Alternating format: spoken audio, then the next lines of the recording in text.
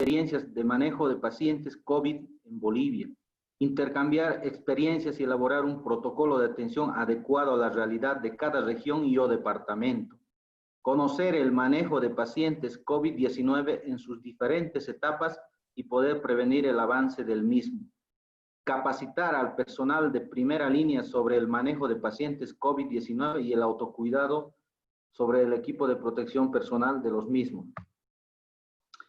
Como conceptos generales, rápidamente vamos a hablar sobre los síntomas iniciales más comunes de la enfermedad por COVID-19.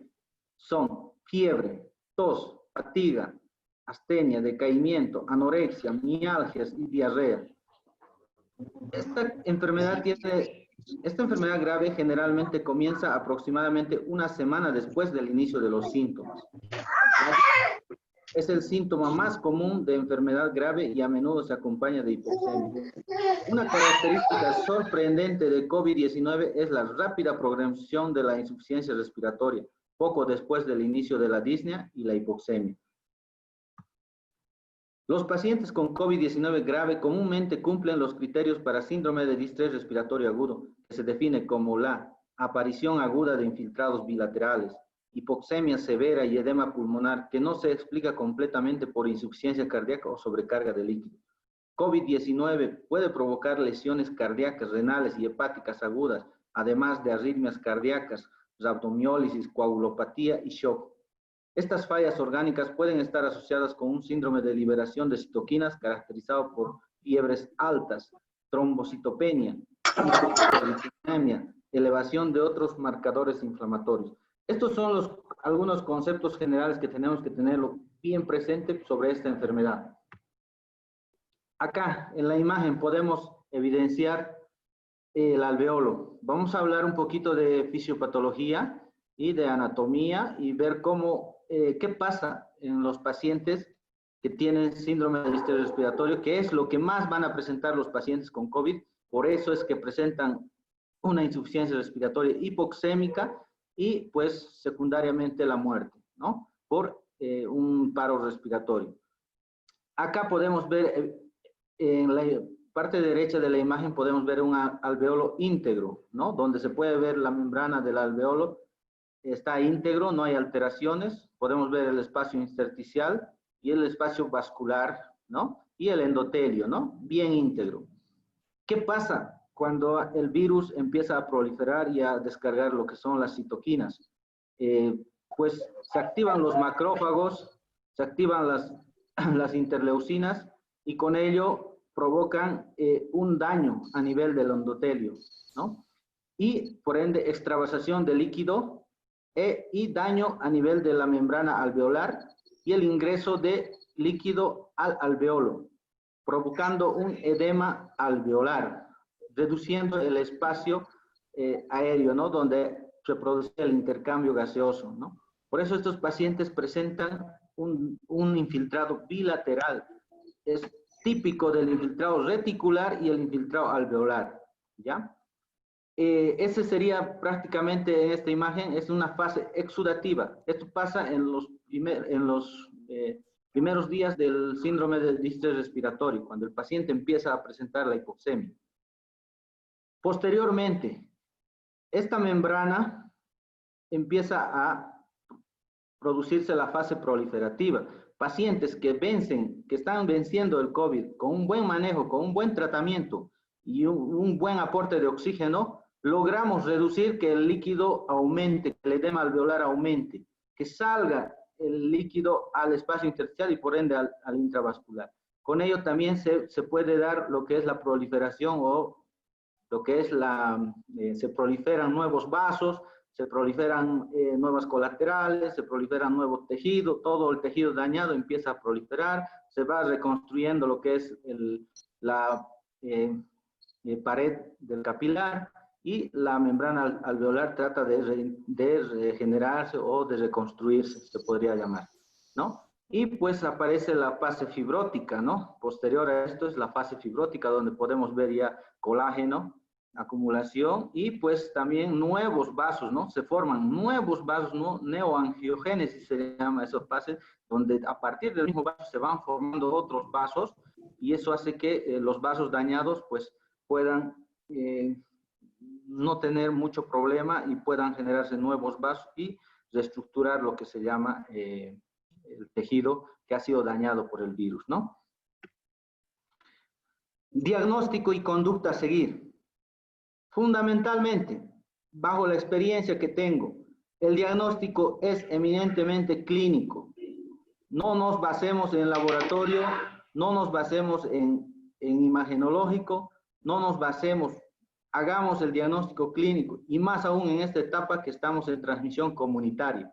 Más antes se podía hablar de la PCR, de la prueba rápida. Quiero que se lleven esto. El diagnóstico es más clínico.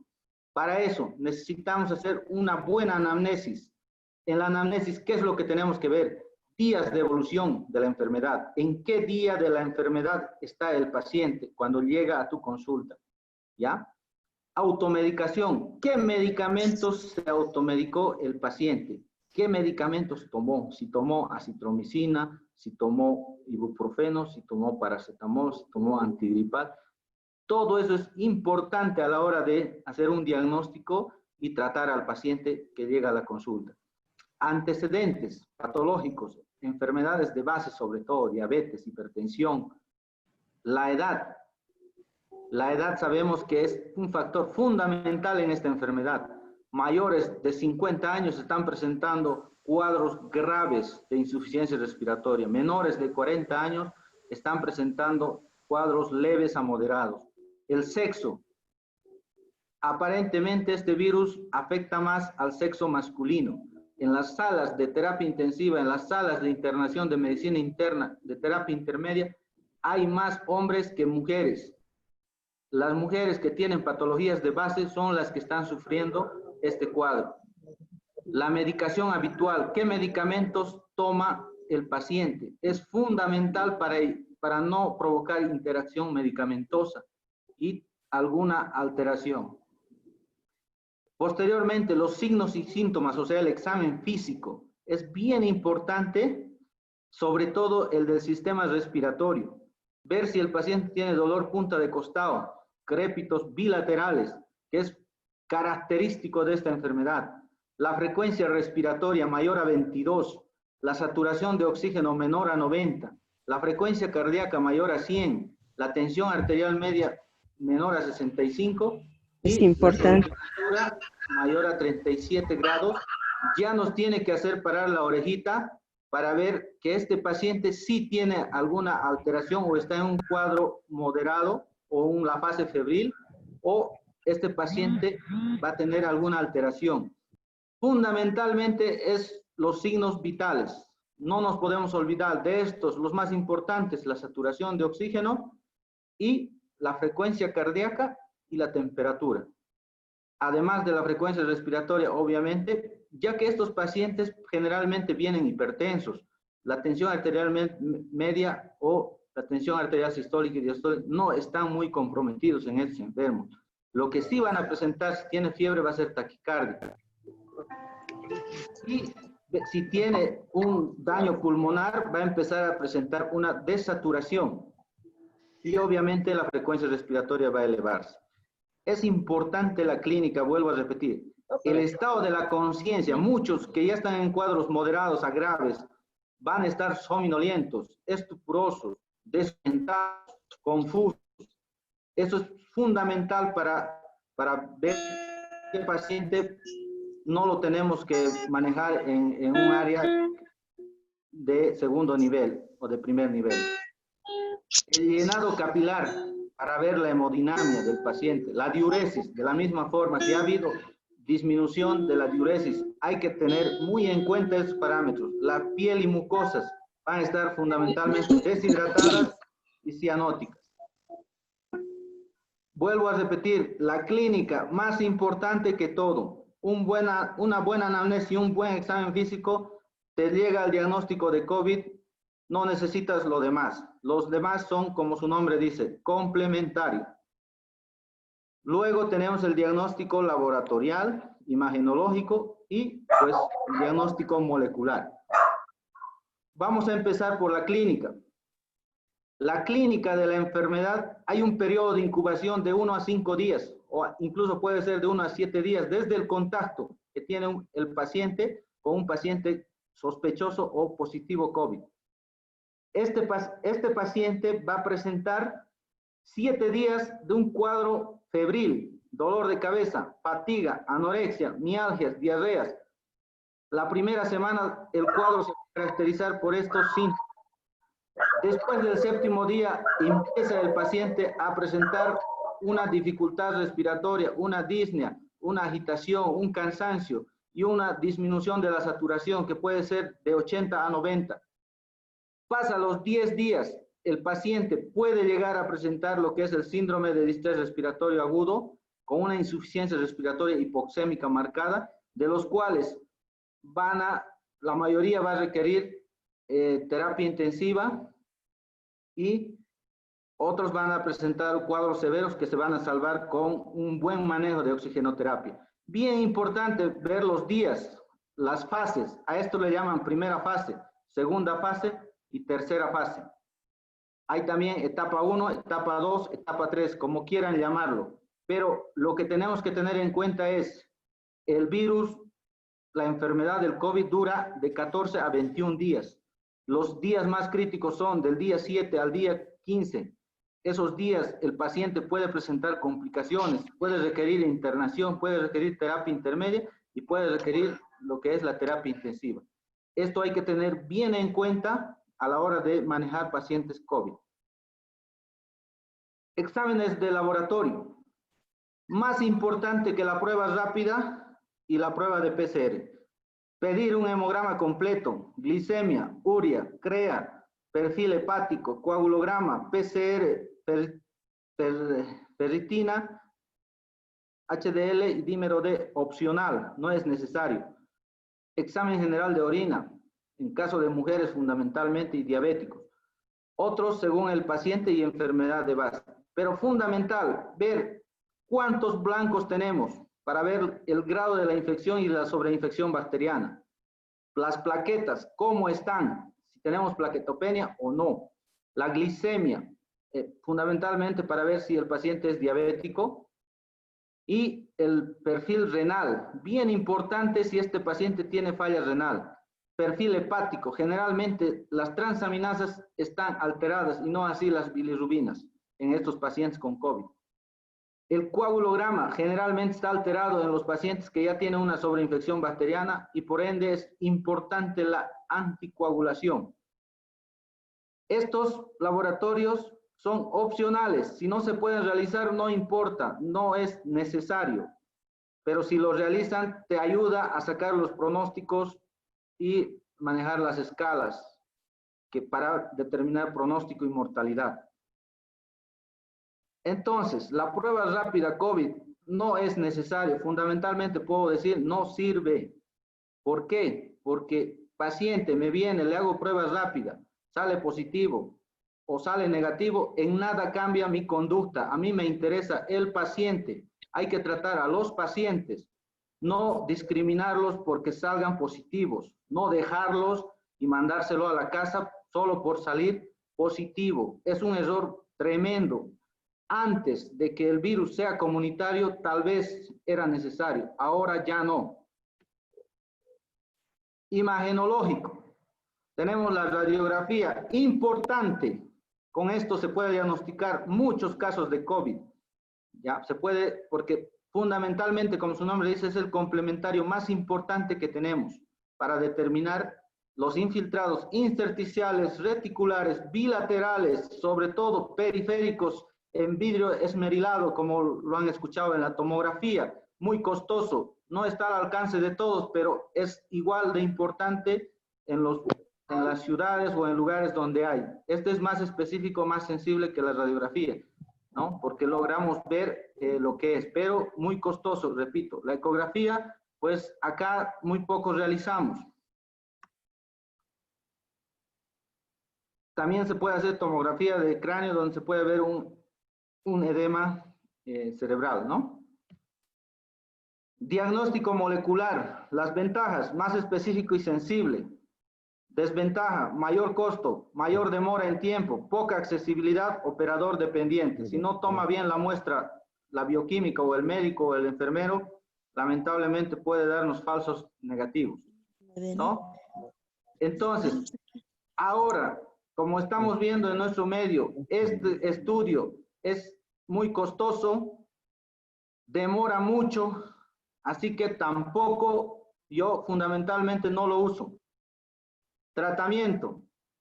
Aquí quiero que tomen especial atención. El tratamiento fundamental, la oxigenoterapia, ya que estos pacientes van a requerir, especialmente aquellos que tienen cuadros moderados a graves.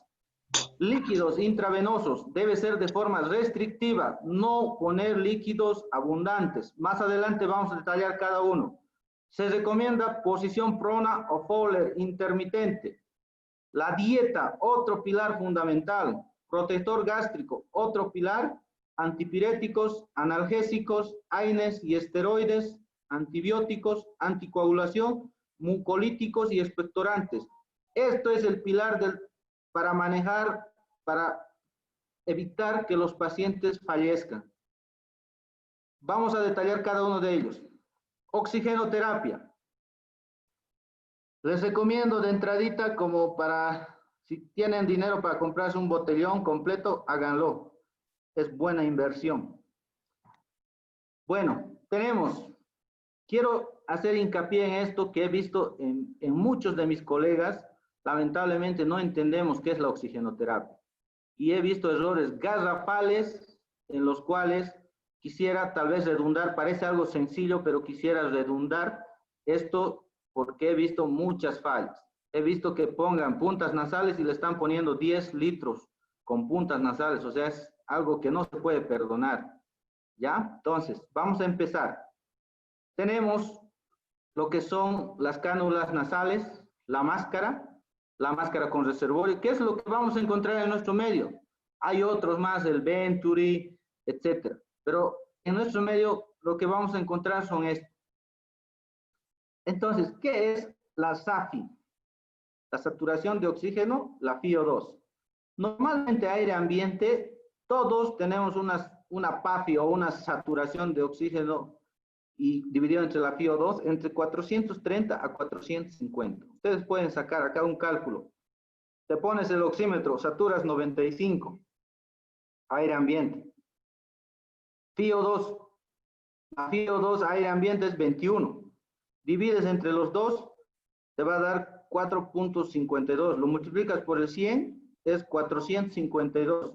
Esto es un valor normal de todas las personas que estamos, ya sea en Cochabamba, en La Paz, sobre el nivel del mar, pues siempre va a estar mayor a 400. Nuestra saturación de oxígeno dividida entre la FiO2, o si nos hacemos gasometría, la PAFI, ¿no? Que es la presión arterial de oxígeno dividida entre la FiO2. Pacientes que vienen con una saturación de 60 y están recibiendo 10 litros de máscara, pues acá quiere decir que este paciente está recibiendo cuando está con máscara, por cada litro recibe 6 FiO2. ¿Ya? Entonces, 10 por 6 son 60.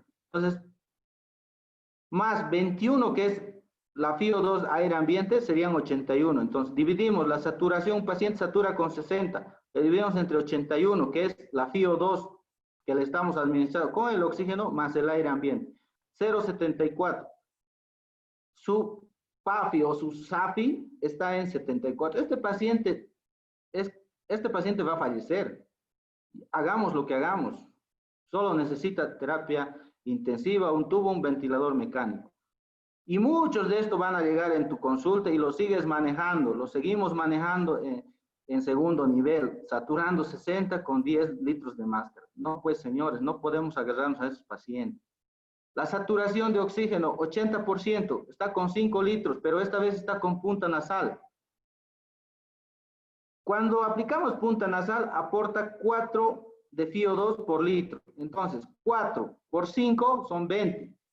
Más 21 del aire ambiente son 41. Dividimos la saturación del paciente entre 41. Nos da 1.95 por 100. Es igual a 195.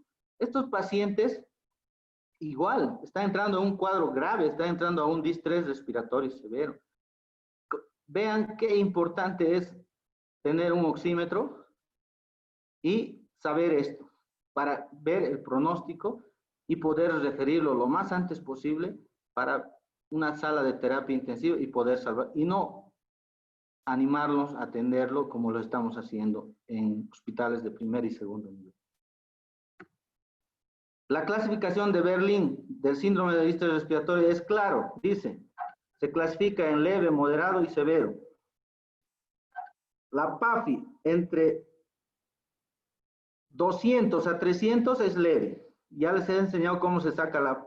En este caso yo voy a usar la SAFI, no es la PAFI porque para esto necesito la gasometría, como les digo. Ahí me reporta la presión arterial de oxígeno, pero como no tengo, utilizo el saturómetro. Entonces, si dice que con la PAFI de 200 a 300 son leves y es un 27% de mortalidad, o sea, aquellos pacientes que ya van a tener entre 200 y 300, su pronóstico de mortalidad es 27, es alto. Y aquellos que están entre 100 a 200, como el ejemplo que les puse, el porcentaje de mortalidad es mayor. Y aquellos que están severos, menos de 100, como el que les he puesto igual, es casi un 50% de mortalidad. Entonces, para eso nos sirve tener un oxímetro y poder calcular y poder decir qué paciente va a fallecer y qué paciente nos podemos animar a tratarlo y no jugar con el sentimiento de la familia, hablar siempre con la verdad y pues tratar de buscar una terapia intensiva, porque todos esos pacientes que van a estar menos de 200, pues van a necesitar una sala de cuidados intensivos. Y es la mayoría los que tenemos en las salas. Aparte, se dice síndrome de distrés respiratorio de una insuficiencia respiratoria que presentan rápidamente, o sea, en menos de 7 días. Y esto es lo que está pasando con el COVID. Tú lo ves tranquilo, sanamente, está con fiebre, está decaído, está con tos, pero de la noche a la mañana aparecen con un distrés. Entonces, estos son los parámetros para decir, y aparte, en la radiografía o en la tomografía, vemos los infiltrados bilaterales. Con estos criterios, decimos que es un síndrome de distrés respiratorio agudo. La oxigenoterapia.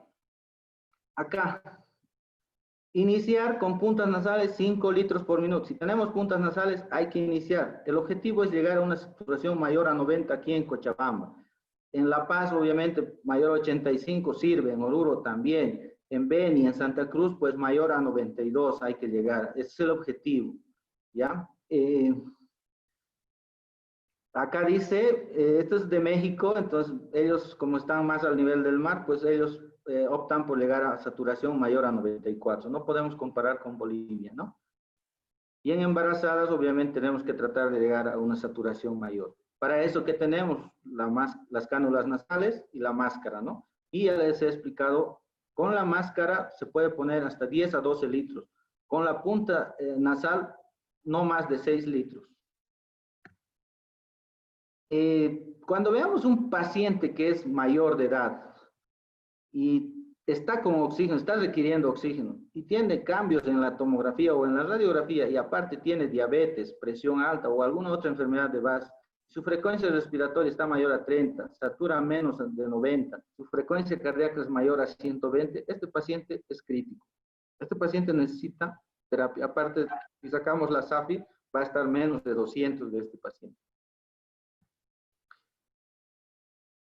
Lo que son la tos, estornudo, la ventilación mecánica no invasiva, la aspiración, la nebulización, todos estos son generadores de aerosol, por lo cual se recomienda a todo el personal que pues tenga un equipo de protección personal y no realice abordaje avanzado de la vía aérea sin el equipo, porque se va a contagiar el médico.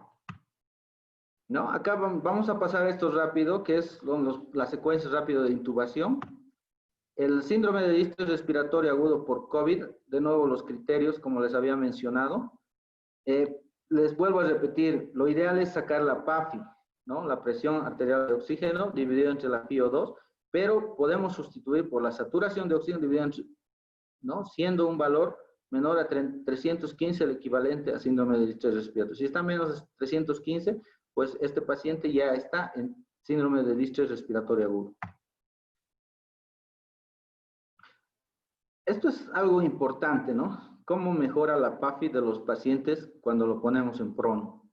¿No? Entonces, si la PAFI o la SAPI está menos de 150, inicien el prono, que les va a ayudar mucho, les va a ganar tiempo para poder tomar buena conducta. Si está mayor a 150, lo puedes mantener en supino. De ahí la importancia de sacar la SAFI o la PAFI. La ventilación mecánica no invasiva, pues no recomiendan, pero pues aquellos pacientes que tienen COVID, aparte tienen asma, EPOC, pues pueden usarlo porque esto va a ayudar a que no lleguen al tubo y pues no tengan más complicaciones, porque sacar de la intubación y los riesgos que corre es mayor, ¿no? Nos conviene mantenerlos despierto al paciente. Pero para esto, en nuestro medio, pues no contamos con estos equipos y a pesar de que también los estudios indican que la mayoría que ha hecho el ventilación mecánica no invasiva, pues ha llegado al tubo, entonces no recomienda, pero si tenemos, pues usémoslo, que nos va a ayudar. Con esto vamos a administrar mayor oxígeno a nuestros pacientes. Bueno, esto es más para programar la máquina del ventilador, que hay que sacar el volumen TAIDA y el peso predicho, hay que calcular según esta fórmula, pues lo voy a dejar en la diapositiva.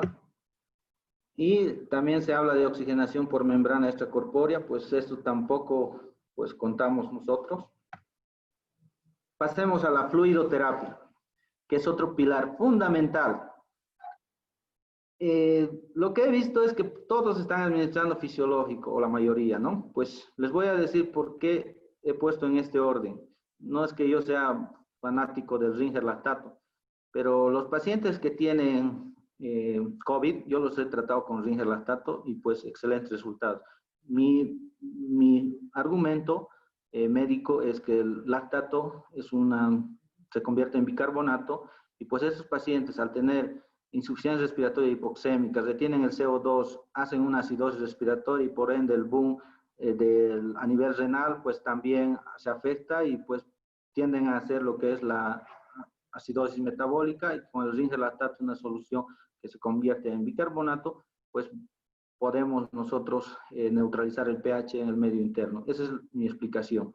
¿No? La fisiológica obviamente tiene cloro y sodio a 154 miliequivalentes, pues es más una solución un poquito más hipertónica que estas, pero les recomiendo que usen Ringer lactato o Ringer normal. Ahora la dosis es 8 a 10 cc por kilo de peso. ¿Qué quiere decir? Un paciente que pesa menos de 60, mayor a 60, perdón, administrar 1000 cc en 24 horas, no más. Porque estoy viendo que administran 1000 cada 12, no. Estos pacientes, mientras más seco lo tengamos, va a ser mejor. Menor a 60 kilos, pues 500 cc en 24 horas es suficiente y incluso es mucho porque ellos toleran la vía oral y pueden administrar líquido por la vía oral. Entonces, no hay que administrar mucho líquido. Es una recomendación fundamental para no provocar mayor edema pulmonar. Si existiera hipotensión, pues usen fisiológico, porque como tiene mayor osmolaridad, pues les va a ayudar a subir la presión. Si existe deshidratación, pues considerar hidratar. Ahí sí, ¿no? Si está bien seco sus mucosas, ya ha tenido fiebre, obviamente el riñón está sufriendo, entonces hay que hidratar. En el primer día, pues 1000 cada 2 está bien. Si presenta insuficiencia cardíaca o cardiopatías, mantener balance negativo, ¿no? Porque estos pacientes, como tienen insuficiencia cardíaca, el corazón no está bien, retienen líquido, pues si le vamos a aumentar más líquido, pues va a ser un desenlace fatal. Si presenta falla renal, hay que considerar poner carguitas para, pues, darle reacción al riñón. Si es posible, controlar electrolitos. El medio interno es bien importante. Si tuvieran ionograma en su centro, pues háganlo, que esto nos va a ayudar mucho, porque el potasio es fundamental. Si está menos o mayor al valor normal, pues nos puede producir arritmias cardíacas, un paro cardíaco. El sodio es más neurológico, así que puede producir somnolencias y edemas y todo, ¿no? Si es posible realizar gasometría, ¿no? La gasometría, pues no lo tenemos mucho al alcance, pero es bien importante también para ver la presión arterial de oxígeno, si hay acidosis, etcétera, etcétera, ¿no? Y poder actuar en dependencia. El manejo hemodinámico, bien importante. Pacientes que van a presentar hipotensión, que es, les vuelvo a repetir, raro en estos pacientes, a menos que estén en shock séptico, pues lo que se tiene que iniciar en terapia fundamentalmente es la noradrenalina para mantener una presión mayor a 65, ¿no? De media, ¿no? Esto es, aquí vuelvo a repetir, el líquido es, la dosis es 8 ml por kilo de peso y fundamentalmente la solución es isotónica la que necesitamos. Y el otro pilar fundamental es cómo lo vamos a posicionar, ya sea en sala de internación o en emergencia o en urgencia o para ganar tiempo, ¿no? Esta posición prona intermitente durante 20 minutos a 30 minutos ayuda mucho. Descomprime lo que es la parte posterior del tórax y mejora la PAFI o la saturación del oxígeno de los pacientes. Entonces, es bien importante. Acá están las contraindicaciones, obviamente no a todos se les puede poner. Y Fowler también, ¿no? Mantenerlo sentado es bien importante porque estos pacientes se están ahogando. Otro pilar fundamentalmente que pocas bibliografías lo mencionan es la dieta. Yo les hago comer de todo a mis pacientes que no tienen alguna enfermedad de base. Fundamentalmente las sopas, la líquida y la blanca, que tengan mucha proteína y que tengan carbohidratos. Es fundamental porque estos pacientes con tanta fiebre y con tantos días de tener una enfermedad pierden peso y pues la dieta es el pilar fundamental, ¿no? Aún en terapia intensiva se recomienda suministrarles por sonda pues alimentación, ¿no? O alimentación parenteral, porque es terrible cuando uno se enferma. Las frutas, las verduras, adecuar la patología de base, ¿no? Si es hipertenso, pues hay que dar hiposódicas, si es diabético, hipocalórica, etc.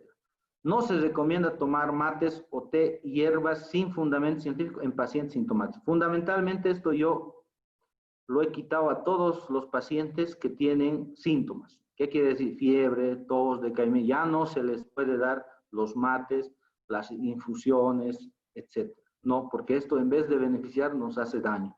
Pero si estás sano, si no tienes síntomas, pues que lo haga.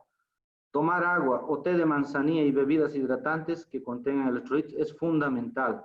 El té de manzanilla o el refresco de manzanilla aumenta la diuresis, evita que se forme falla renal. Las bebidas hidratantes, como el Powerade, etcétera, no estoy haciendo propaganda por si acaso, pues también ayudan, porque estos pacientes están deshidratados y esto los hidrata y mantiene los electrolitos como debe ser. No ingerir el dióxido de cloro. No ingerir el dióxido de cloro, repito. Pacientes que están consumiendo el dióxido de cloro, no sé si es la dudosa procedencia, están llegando con gastritis al centro y con cuadros graves, ¿no? Yo no recomiendo, pero pues vaya allá el criterio de cada médico.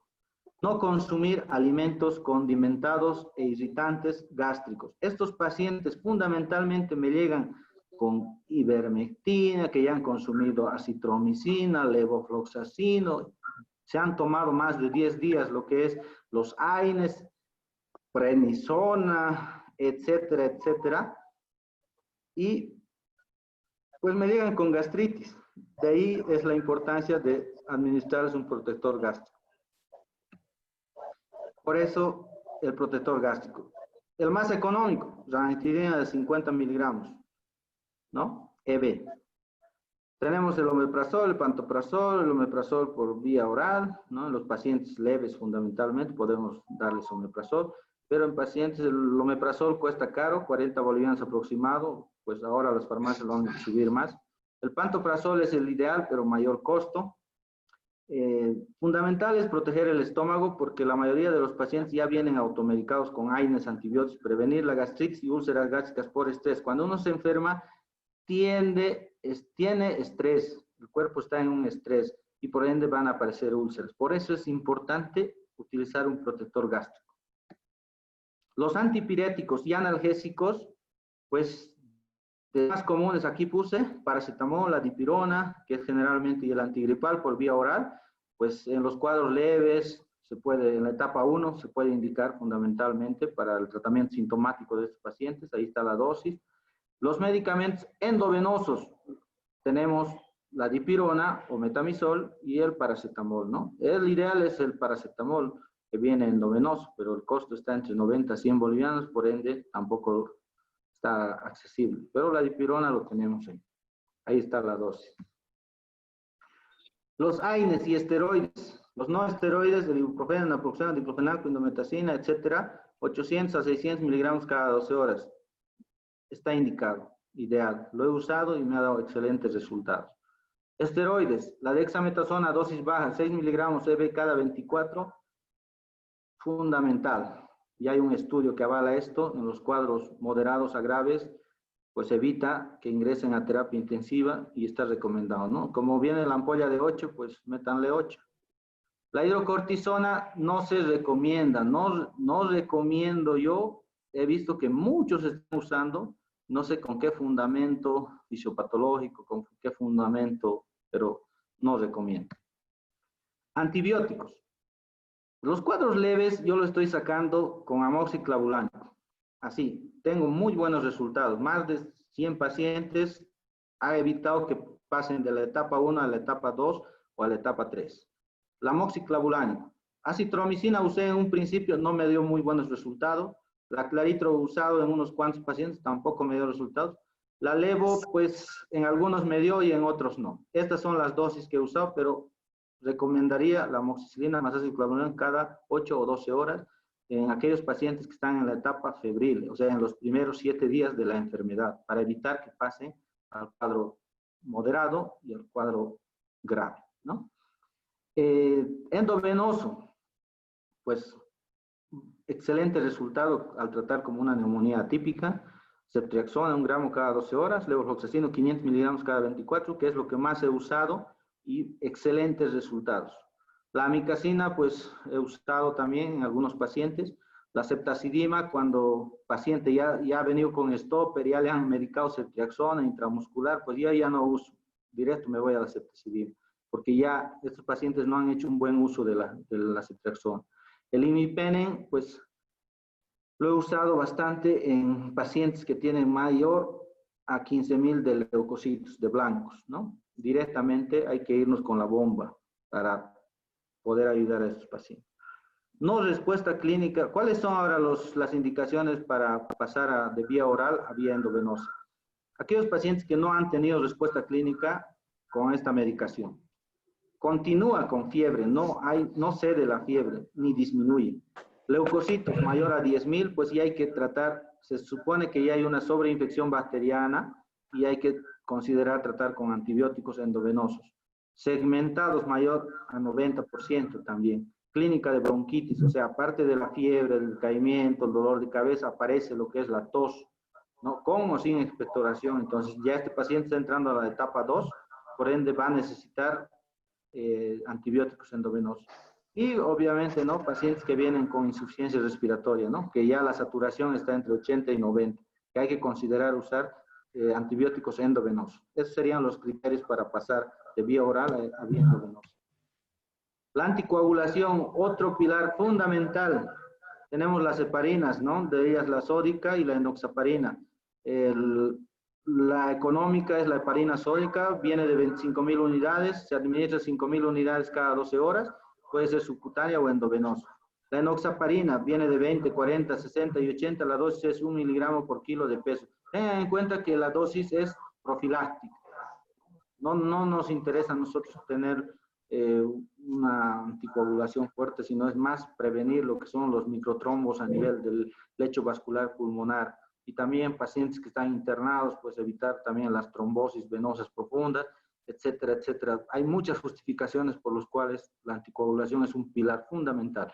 La antiagregación plaquetaria con aspirina de 100 miligramos, 1 cada 24, también ayuda bastante. Son dos cosas distintas, ¿no? Anticoagulación y antiagregación plaquetaria, ¿no? Eso tenerlo en cuenta.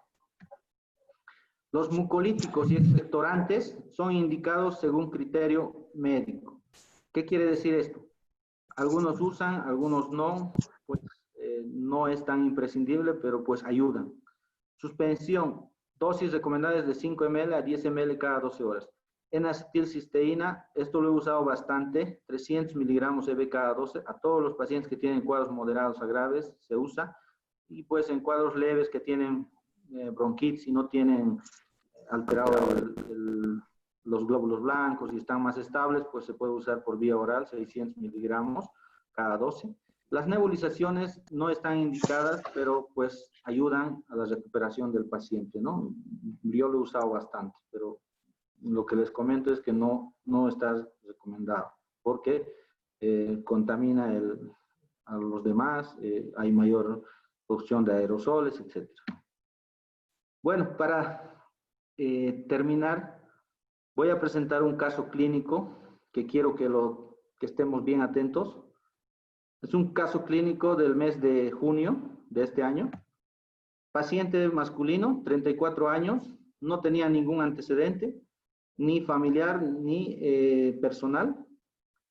El dato importante es que se ha hecho vacunar contra la influenza el 5 de mayo del 2020, ¿no? Alergias, accidentes, y de profesión es médico el paciente. Paciente refiere alzas térmicas de 38 a 39 grados centígrados en las tardes en los primeros 3 días. Luego la fiebre se presentó con más frecuencia 3 o 4 veces al día, que se dieron con paracetamol de 1 gramo e ibuprofeno de 800. Además refiere cefalea y malestar general. En el día 7 y 8 la fiebre presenta, además de la fiebre va a presentar tos esporádica, para el cual él inicia acitromicina de 500 miligramos cada día por 4 días. Al no encontrar mejoría con la acitromicina, inicia la levofloxacino de 750 miligramos, un comprimido cada día por vía oral. Tampoco hay mejoría de la fiebre y la tos. Día 11 y 12, el cuadro febril no cede con antipiréticos y antiinflamatorios. Se ha tomado paracetamol y ibuprofeno, pero no mejoró el cuadro, por lo que decide acudir a su centro médico de su área. Por sospecha de COVID, se realiza la toma de muestra de hisopado nasofaríngeo el día 7 del síntoma febril. El día 12 se realiza el ingreso en el Centro de Salud Villa María, Quillacollo.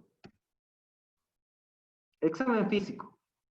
La presión estaba normal, la temperatura estaba con 38.5, taquicárdico, saturaba entre 89 a 90 aire ambiente, sus piel y mucosas estaban deshidratadas y un poco pálidas, orofaringe no había alteración, facie febril, taquicárdico, taquipnea con ligera dificultad respiratoria durante la fiebre, cuando le daba fiebre. El murmullo vesicular normal se evidencia sin evidencia de estertores, ruidos cardíacos taquicárdicos, no soplos, abdomen normal y el sistema nervioso central normal. Se le hace un laboratorio. Ven aquí los glóbulos blancos, está 5000, no hay alteración. Coagulograma normal, prácticamente 96% de actividad y el INR en 1. Las plaquetas están en 205, los segmentados están en 69, o sea, prácticamente el laboratorio del hemograma es normal. La glicemia, la urea, la CREA, perfil hepático, todo está dentro de parámetros normales. Y también se le pidió viral para ver si era fiebre tifoidea por la fiebre que generalmente aparecía en turno de la tarde, negativo. Se le hizo radiografía de tórax donde se evidencia un pequeño área de infiltrado, pero pues aparentemente está normal. El primer día de internación se administra Ringer lactato, 2000 cc en 24 horas, porque estaba deshidratado. Dipirona 1 gramo, ranitidina de 50, N-acetilcisteína 300 cada 12, ceftriaxona 1 gramo cada 12, paracetamol 1 gramo si es que tuviera fiebre. El día 2 de internación, paciente presenta tos con expectoración blanco con manchas de sangre, como pueden ver en la imagen. La presión arterial 120/80, normal. La temperatura aún continúa con fiebre, un poco de taquicardia. La saturación baja. Llama la atención que al día 2 empieza a bajar la saturación de lo que estaba 90 a 82 a 85 aire ambiente. Presencia de estertor. Aquí sí ya existe estertores crepitantes en vasos pulmonares y el corazón, como les digo, taquicárdico y la diuresis positiva. Por la desaturación se administra oxígeno por puntas nasales a 2 litros, llegando a una saturación de 89 a 90%. Día 3 de la internación, medicina interna lo ve, indica nuevos exámenes complementarios porque por la expectoración, por continuar con la fiebre, etc. Pues estos son los estudios que se le pide. Además, se le pide un angiotac de tórax y la prueba rápida de COVID. El laboratorio, de lo que estaba en 6,000, pues en 3 días aparece en 14,000. Y los segmentados, 87. Las plaquetas están normal. Y el coagulograma se empieza a alterar, ¿no? Estaba en 100% hace rato, o sea, 96, ahora está en 75% de actividad, ¿no? Y el INR 1.2. Eso es lo llamativo. Pues el resto del examen, las transaminasas empiezan un poquito a alterarse, que es propio de, ¿no? Pero las bilirrubinas están normal, ¿no? El PCR, pues también indica una infección. Se le hace el angiotac. El angiotac, como pueden evidenciar, en estas imágenes cortes, a nivel posterior, vean los infiltrados, ¿no? El infiltrado característico en vidrio desmirulado, deslustrado, como lo llamen. Bien, acá también en estas imágenes podemos evidenciar que hay, ¿no? Acá se ve claramente cómo está, es posterior y periférico el infiltrado, ¿no? Generalmente es reticular, característico. Y el informe es evidencia múltiples imágenes de condensación pequeñas, irregulares y dispersas en ambos lóbulos, tendiendo a confluir segmentos posteriores de ambas bases en relación a foco de neumonía. Neumonía típica. La prueba rápida de COVID sale, dice estudio IgG, IgM, pues positivo, ¿no? Reporta positivo. El cultivo, se mandó también a cultivo la expectoración, pues no se desarrolla ningún germen, y la baciloscopía tampoco, negativo. Las indicaciones cambian después de tener la tomografía y después de tener los laboratorios, ¿no? Y como tenemos la prueba rápida de COVID positiva. Solución Ringer normal, 1000 para 24. Ranitidina, 50. Imipenem, cambiamos de la ceftriaxona que estuvimos al imipenem cada 8 horas.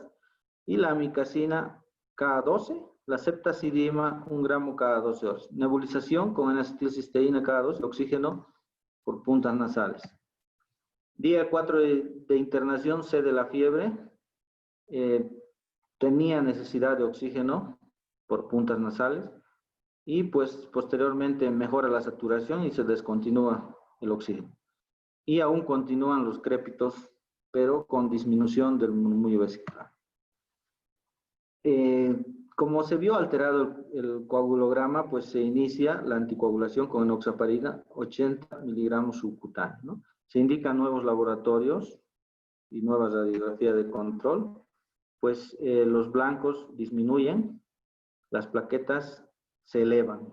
Interesante, las plaquetas se elevan, ¿no? Y pues la hemoglobina, el resto está todo normal. La glucosa, la CREA, no hay ninguna alteración, el riñón está bien. Y el coagulograma vuelve a su normalidad. Y las radiografías ya se evidencian los infiltrados, bilaterales, intersticiales, característicos, y su informe, neumonía de etiología viral, ¿no? Una patología intersticial en el informe. Y el día 8 de internación se le da alta médica, con enoxaparina se reduce a 40 cada día, porque es más profiláctico. Aspirina 100 cada día, lamoxi clavulánico cada 12 horas, y pues se evidencia mejoría del cuadro, con disminución franca de estertores crepitantes y mejora la saturación. Conclusión. Se concluye que el paciente presentó 3 fases bien marcadas que difieren en el tratamiento en cada fase, que si se realiza el tratamiento correcto, se puede evitar el avance a la otra fase. Fase febril, hemos visto característico, los primeros 7 días. Fase bronquítica, aparece la tos, la dificultad respiratoria. Y la fase neumónica, pues se constata incluso con la desaturación y la TAC, ¿no? Y pues acá están por fases los tratamientos. Fase febril es más sintomático. Fase bronquítico, puede considerar antibióticos. Y fase neumónica, pues los antibióticos son fundamentales, la dexametasona, la anticoagulación, la antiagregación, la oxigenoterapia y pues si el paciente está crítico, hay que considerar ventilación mecánica, ¿no? Bueno, este caso clínico lo presenté en mayo, así, en junio mejor dicho, pues aquí la Dexa todavía no había salido del estudio, pues ahora ya está. Este paciente pero no utilizó dexametasona, ¿no? Vuelvo a repetirles, hay 3 fases marcadas. Los primeros 7 días es más sintomático, fase febril. Del 7 al día 12 o 10 es más bronquítica, tos. Después aparece lo que es la fase crítica, ¿no? La neumónica, como tal. Bueno, estos son los laboratorios ya de control, pues todo está normal, excepto las plaquetas que todavía siguen altas. Y se le hace, nos reportan del CEDES que el paciente es positivo para SARS-CoV-2 en PCR en tiempo real, ¿no? El laboratorio, como les dije, se normalizó. La radiografía también ya se ve todavía los infiltrados, que imagino que es ya la etapa de consolidación y fibrosis.